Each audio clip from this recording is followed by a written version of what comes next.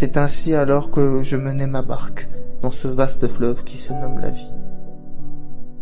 Et pourtant, me voilà aujourd'hui tenté de m'éloigner de cette lumière douce et chaleureuse qui si longtemps a guidé mes pas, non par ingratitude, mais pour tenter enfin de tracer mon chemin par mes propres moyens.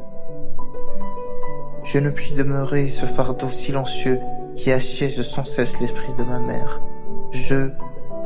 Je veux apprendre à m'élever seul, à me tenir droit, sans appui, à n'être qu'à moi-même. Désormais, je souhaite agir, non parce qu'on l'attend de moi, mais parce que je le désire profondément.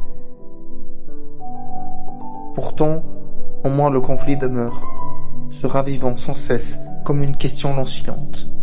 Est-ce là véritablement ce que je veux? Est-ce bien ma vie que je vis, ou ne suis-je encore que le reflet dans le regard de ma mère?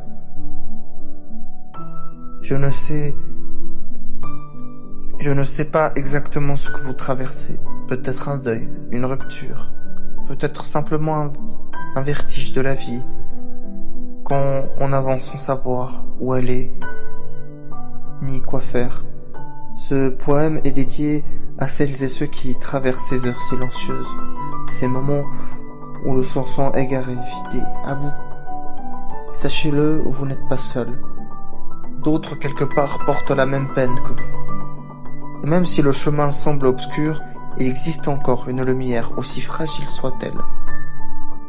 Faites-moi confiance, courage. Vous avez le droit d'être perdu, vous avez le droit d'être triste, vous avez le droit d'être en colère. Accueillez tout ce qui vous habite, ne luttez pas contre ces émotions. Laissez-les vous traverser comme une vague qui finit toujours par se retirer. Rien de ce que vous ressentez n'est une faute. C'est ainsi. C'est ainsi qu'on avance, que l'on tient debout, un pas après l'autre.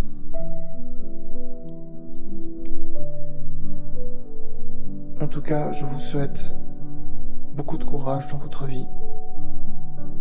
Si j'écris ce poème, c'est pour pouvoir partager ces émotions qui, eux, sont universelles. Chacun vit des moments difficiles. Et j'espère que ce petit poème vous a aidé d'une quelconque manière.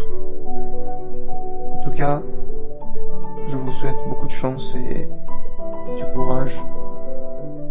Et partagez, likez. Merci de m'avoir écouté.